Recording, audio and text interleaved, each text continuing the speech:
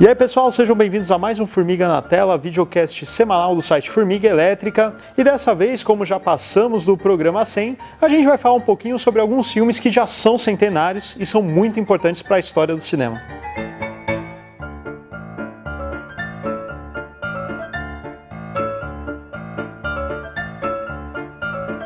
Bom, seguindo aí uma ordem cronológica, vamos começar com um filme de 1902, Viagem à Lua, de Georges Méliès, talvez um dos filmes mais clássicos da história do cinema, um filme importantíssimo.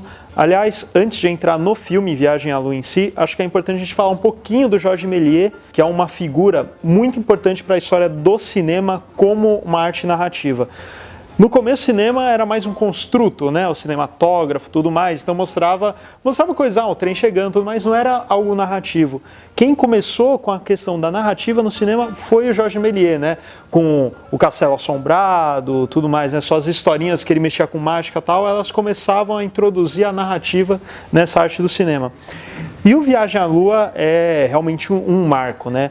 Além de ser considerado o primeiro filme de ficção científica no cinema, por mais que nos seus primeiros filmes o Méliès já faça uso de fusão, de outras trucagens, né, no cinema, aqui o Viagem à Lua ele consegue fazer do começo ao fim de uma maneira muito bem realizada. Tanto é que hoje em dia você pega a bala chegando na Lua, a Lua com a cara, tal, tudo isso é muito emblemático, né? E é interessante também falar que ele foi baseado em dois livros muito famosos. Um deles é o Da Terra à Lua, do Júlio Verne, e o outro é Os Primeiros Homens na Lua, do H.G. Wells. Coisas interessantes de se notar nesse filme, né? Primeiro, a mise-en-scène dele, né? Aquela mise-en-scène totalmente carregada, né? E isso tem a justificativa meramente técnica, né? Então, o construto, né, as câmeras, era tudo muito pesado, não dava para se deslocar, então você tem aquela coisa muito palco, né, muito teatral. Então no começo o cientista explicando o plano dele, tá todo mundo ali, ele explica tudo, não tem os cortes para os closes nem nada, né? Então é muito o início, né? A linguagem cinematográfica muito incipiente ainda, né? Depois que a gente vai entrar, né, no próximo século, aí sim que a gente consegue, né, ter essa evolução dentro do cinema, né? O que você falou que é o mais interessante, né? Talvez as dificuldades, né, que tinha, né, para uma produção dessa, né? E fazer disso um filme de ficção científica já é um grande avanço, né, vamos dizer assim. E todo o lance a mudança de cenários, né? Antes, assim, ele não usa o lance do filtro, né? Que depois, mais pra frente, você vai ter o lance, né? Por mais que o filme seja preto e branco, eles colocam lá o filtro azul, o filtro vermelho, para mostrar o que é interior, o que é exterior, o que é noite interior, noite exterior, né? E aqui você consegue compreender de uma maneira muito fácil, né, a transição dos momentos e a criatividade também, né? É um ingênuo, só que é um ingênuo criativo, é um ingênuo divertido, né? Isso é muito bacana.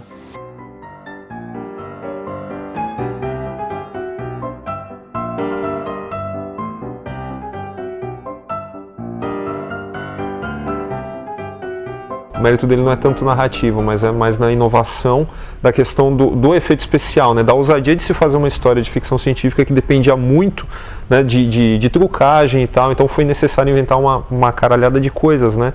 Para no ano seguinte a gente ter realmente um salto narrativo que foi com o Porter, né, com o Grande Roubo do Trem, que aí houve uma transição mais natural, né, de ambientes, plano aberto, plano fechado. Acho que a primeira brincadeira com metalinguagem, né, do cara tirando para a câmera no final. Quando você vai estudar cinema como linguagem, né, como uma arte sequencial, você pegar esse começo e ver as etapas que ele vai passando até chegar naquilo que a gente entende como cinema mesmo, né? Aquilo lá que a gente vê, beleza, agora aqui é a linguagem cinematográfica que se estabilizou. É uma coisa muito interessante, né? Você se colocar naquela época e deve ter sido algo realmente fascinante, né? Imagina você em 1902 conseguir vislumbrar, né? Porque você tinha histórias, né? A ficção científica do século XIX, início do século XX também, ela pegava muito esse lance das viagens, né? Do incrível. Você tinha também as revistas Pulp, né? Também que mostravam isso de uma forma imagética. Você tinha algumas ilustrações. Só que você vê isso em movimento, assim, né? Devia ser algo. O impacto deve ter sido inacreditável. Porque você está vendo os efeitos especiais, né, cara? E uma coisa que né, ninguém tinha esse acesso, né, até então, né? Então realmente, lógico que depois começou a dar, como o Daniel falou, do salto, né, da parte da narrativa, né, de você ter diversos planos, assim, vai começar a crescer depois, mas é legal você pensar na época, né, a galera que está vendo na época o que era aquilo, então era uma novidade, né, então hoje a gente assiste, né, fala assim, não, pô, legal, beleza, mas você tem que sempre, né, se referir à época, né. Sim.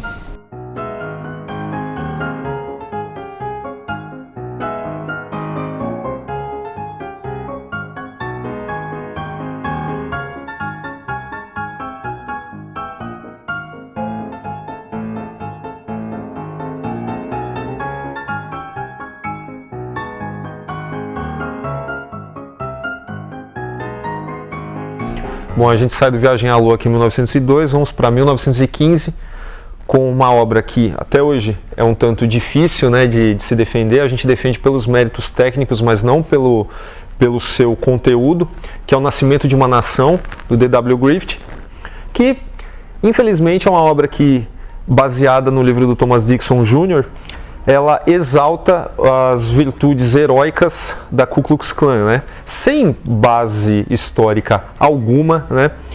Mas ao mesmo tempo influenciando, seguindo aquela tradição norte-americana, né? De a lenda vale mais do que a própria realidade.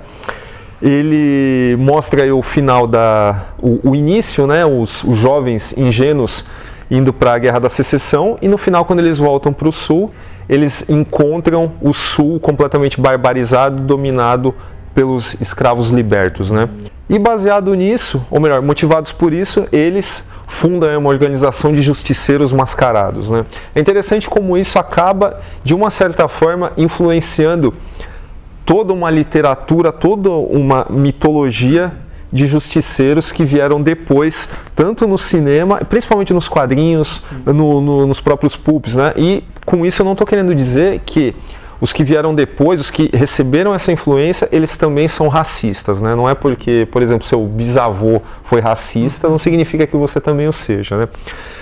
Mas os grandes méritos aí do Nascimento de uma Nação é que a gente falou do Porter em 1903, e com toda a sua inovação narrativa, com o pensar o cinema como maneira de se contar a história, O Nascimento de uma Nação, ele merece um estudo aprofundado, tá? Ignorando aí todo o seu viés racista, todo o seu viés preconceituoso, porque ele é absolutamente grandioso nesse sentido, porque ele consegue trabalhar com planos gerais imensos, trabalhar a questão de tensão, né? A montagem do filme é muito bem pensada nesse quesito, porque ela tem plano de detalhe, ela tem momentos, ambientes intercalados para criar suspense, porque tem uma pessoa em perigo, a outra pessoa corre para salvar essa donzela em perigo, e a montagem do filme foi pensada de forma a evidenciar esse tipo de sentimento. A montagem paralela, aí a gente pode dizer que ela começou aí, né, de Sim. fato. Quando você pega, por exemplo, filmes anteriores, né, a questão teatral, a questão está mostrando uma coisa, aí depois pode fechar a cortina, muda o cenário, mostra uma outra coisa, tal. No teatro, é claro, você tem algumas formas de fazer, né, mas basicamente assim, você está vendo uma cena em um local e quando você vai ver outro, você entende uma passagem de tempo. Isso hoje em dia parece uma coisa ridícula, né? Mas coloca na época, assim, é a linguagem se formando, né? O Griffith, em termos de linguagem cinematográfica, ele foi muito importante. Então, assim, coisas que hoje são muito comuns, em Nascimento de uma Nação que a gente vê o negócio tomando forma mesmo, né? Então, de fato, é um filme, como o Daniel falou, pega o conteúdo, esquece, porque de fato é uma coisa absurda, mas em termos de formato, aquele é o início de muita coisa. Falando até de conteúdo, né? Não só o próprio conteúdo histórico, né? Na verdade da história, né? Os bastidores também, né? Até porque são os brancos que interpretam os negros. Ah, sim, né? sim. Então a gente tem até também não essa parte da história, também com os bastidores. O grande valor, né, desse filme realmente é essa parte técnica. Então a gente tem que realmente esquecer, né, o que é a história, o racismo que existe e se realmente entender o que é a parte técnica e o que isso trouxe para o cinema, né? Então vocês falaram da montagem alternada, né, que depois o próprio Griffith vai trabalhar um pouco melhor no seu filme seguinte, que é a Intolerância, que a gente vai falar até um pouquinho depois. E o que é interessante também, né, que o Griffith foi a pessoa que surgiu, né, dos Estados Unidos, né, que acho que talvez tenha trazido a hegemonia que se firmou depois nos Estados Unidos como, né, o Hollywood, né, o cinema em si está representado nos Estados Unidos. Então, porque até então existiam muitos filmes italianos, franceses, né, então acho que o Griffith com essa produção, né, superprodução, né, o primeiro blockbuster talvez, ele trouxe para os Estados Unidos essa hegemonia mesmo, né, no cinema. Ele meio que firmou a Hollywood como instituição, né, porque não é exagero falar que O Nascimento de uma Nação é o primeiro blockbuster. Primeiro porque é um épico histórico, assim, entenda como quiser, né? Mas é um épico grandioso. Ele custou $112 mil, o que era um absurdo para a época. Pela dimensão de tudo que foi construído, do trabalho que houve em torno disso e do tanto que ele arrecadou para a época, porque ele ficou de 1915 até 1937 como o filme mais lucrativo do cinema. Ele só foi desbancado por Branca de Neve em 1937. E, assim, cara, é complicado você tirar esse valor do filme, né? Sim, sem dúvida. E quando lançado, né, esse sucesso foi imediato, né, e foi extremamente debatido, né? É debatido até hoje, mas na época foi extremamente debatido, né? Porque já se percebia, né, o racismo que existia dentro do filme. Inclusive inspirou a criação de uma nova Ku Klux Klan, né? Isso é mais engraçado ainda. A força do negócio, né, cara? Porque aqui o que mostra no Nascimento de uma Nação é uma adesão em massa, né, do povo branco à causa da Ku Klux Klan. E na realidade a gente sabe que não foi assim, né? Mas paradoxalmente ele acaba inspirando a criação de uma nova geração do grupo. A vida é complicada.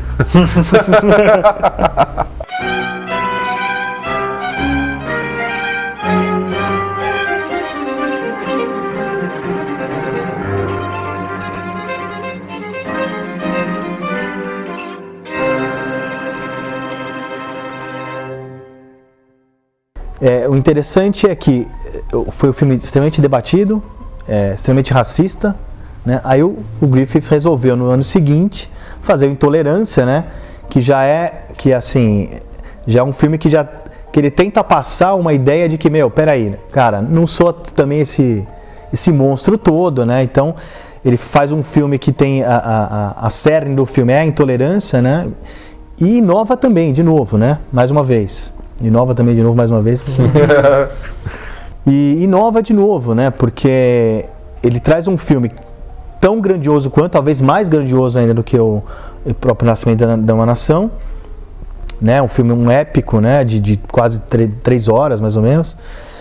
Só que a inovação, na verdade, é porque são 4 histórias não são interligadas. Interligadas mais pelo tema intolerância, né? Mas são 4 histórias paralelas, né? Então, de diversos tempos, né? Então você tem aí a história da Babilônia, a história do massacre lá, né? Do massacre francês, né? Que tem também, tem a história moderna, né? E a história de Jesus, né? Então o que é interessante, como a gente está falando da montagem alternada, aí o cara, cresceu ainda muito mais, né?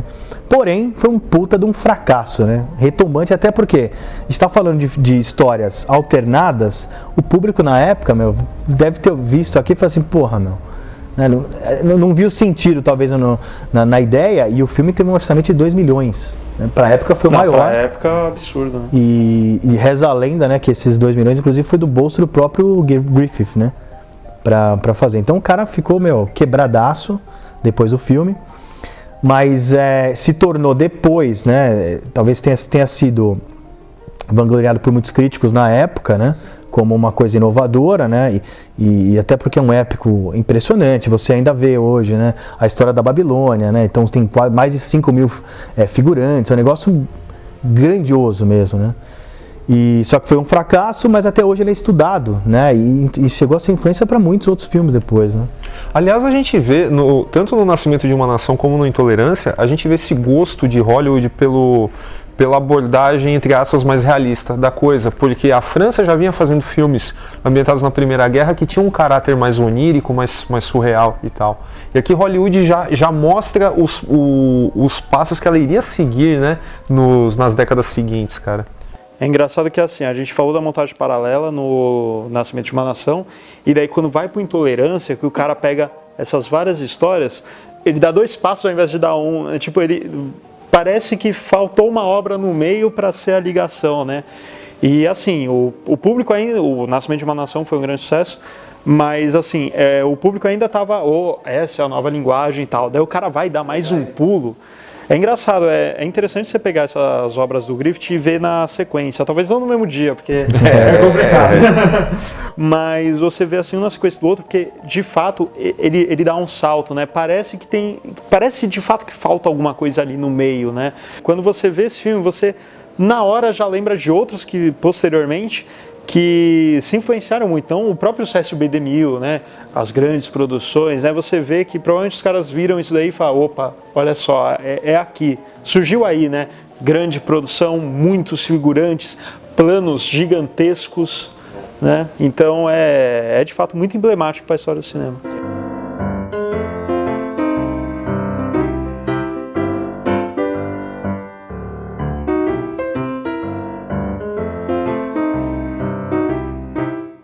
Então é isso, pessoal, falamos sobre 3 filmes centenários que são emblemáticos para o início da história do cinema. Se você tiver sugestão de mais algum outro para a gente comentar aqui em um programa futuro, pode colocar aí nos comentários. É isso, pessoal, não deixe de acessar o nosso site, dê um like no vídeo, inscreva-se no nosso canal, procure a gente nas redes sociais e até semana que vem.